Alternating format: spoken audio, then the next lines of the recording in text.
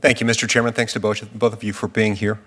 This is an important issue, and I think it's important to remember that anytime we're talking about speech, when someone brings up hate speech, there is a difference, of course, between what could lawfully be prohibited if we were talking about a government prohibition on speech on the one hand, and speech that someone hates on the other hand.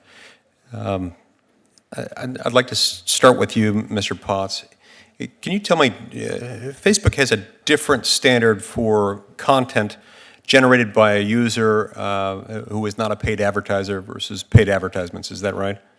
That's correct, Senator. Our content policies apply to all user-generated content. That's the community standards. That is the baseline. For advertisers, there are more stringent standards that sit on top of, of those policies. And the reason for that is you're being paid for that content and you feel a responsibility to moderate that content to a greater degree. Is that roughly accurate? Okay.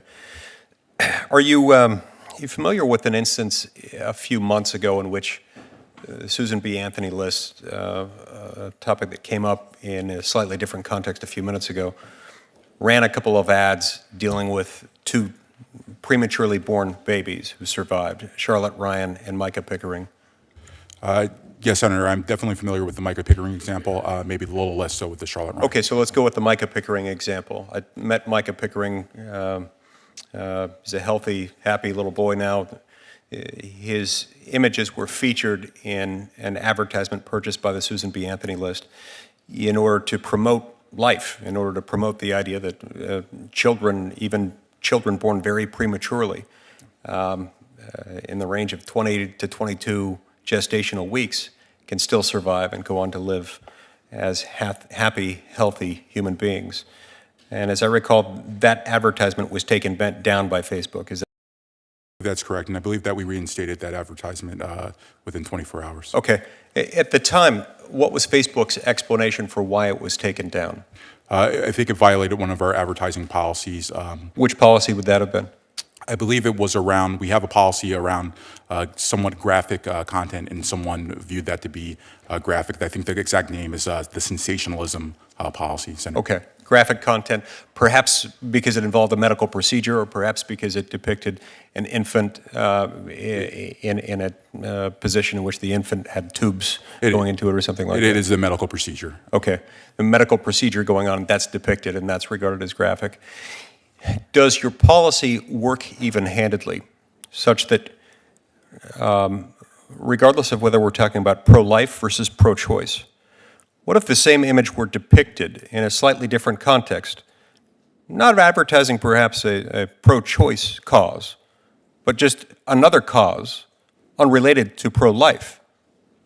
For example, what if that same image of Micah Pickering, or series of images, had been used in the context of an advertisement designed to focus on the dangers associated with drug abuse by a mother carrying a child? Thank you, Senator. If it was the same picture, I'm assuming that the same policy would have been applied, hopefully the same way. We would like consistency there. As you know, that if there are different pictures, that would perhaps force either the automation and or the reviewer to come to a different decision. So if a child is viewed that is 20 weeks maybe versus 24 weeks, I know that's very narrow. For the reviewer, it may be different, but if the policy, surely the reviewer is not going to be able to differentiate between 22 and 24 weeks. Surely that's not going to make the distinction. I don't want to try to get too nuanced there, but depending on if the view was that this was too graphic, and I think because of the image which I recall, that decision was made, although it was made incorrectly, to disallow the ad. But in fact, Mr. Potts, this is not hypothetical, is it? I mean, this has happened.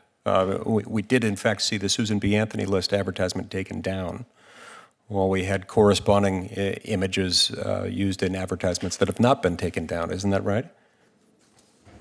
We have, but again, I don't think we've had the same image used. Okay. That's perhaps not the same image, right, but an image of an infant in a comparably vulnerable position. And I think I think it all turns on the word comparably. I think there were similar images, but not the same image, so it makes the comparison a bit more difficult. But if they were the same image, I would expect them to have both been taken down by that same reviewer with a misapplication of our policies. And what explanation can you provide for me as to why one might have been taken down and the other not?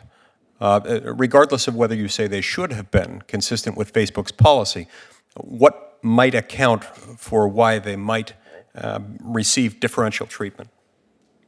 Senator, I would like to say that, as we mentioned, we review billions of posts and other pieces of content. Sometimes we make mistakes.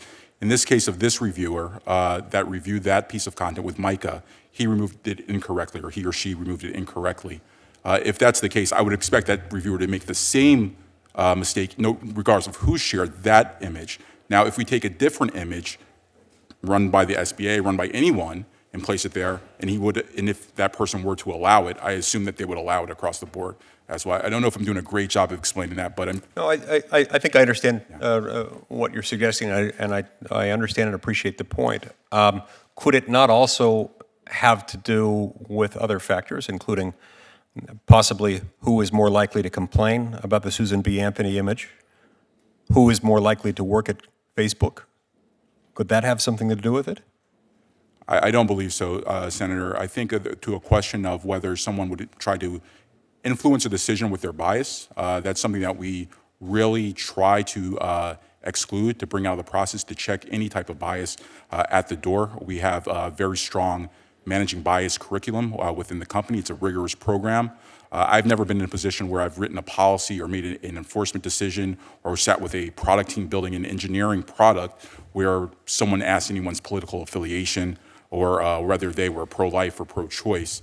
Again, this one seems like a mistake that I would expect it to have been made no matter who posted it. Okay. The chair has politely and gently reminded me that I'm over my time limit. I'm going to want to get back to this later and got to go cast a vote. I do think it's worth mentioning here that it is something I consider a mathematical impossibility that there isn't a subjective component to this that involves who is reviewing it. You can't entirely mechanize this. You can't program it into an AI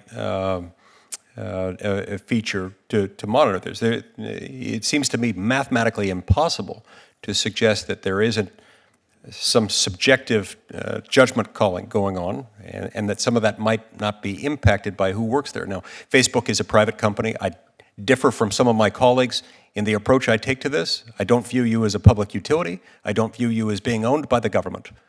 But some of my colleagues see it differently, and so it's why it's important for us to flag this. As long as some of my colleagues see it that way, I think this is something that your company ought to focus on and ought to try to work to resolve. We'll get back to that later. Thank you, Madam Chair.